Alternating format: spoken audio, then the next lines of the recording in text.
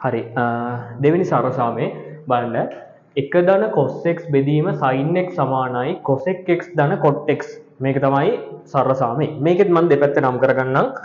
LHS සමානයි LHS සමානයි RHS කියලා. එහෙනම් මේ සරසාමේ විසඳන්න අපි මේකෙත් තෝරගන්නවා පැත්තක්. මේකේ අපි තෝරගමු දැන් සාමාන්‍යයෙන් මේ පැත්ත sin cos වලින් තියෙන්නේ.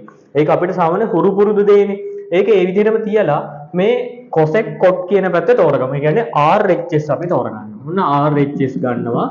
RHS සමානයි cosec x ධන cot x වලට. දැන් මේකට මොකද කරන්න පුළුවන්?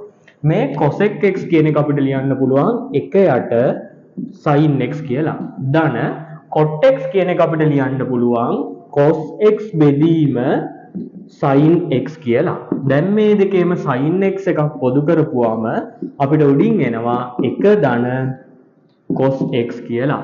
එහෙනම් මේ උත්තරේ බව පෙන්වන්න තියෙන එක. දැන් අපි RHS වලින්ද පටන් ගත්තේ. RHS ගත්තම අපිට චූටි සුළු කිරීමකින්ම මොකක්ද ආවේ?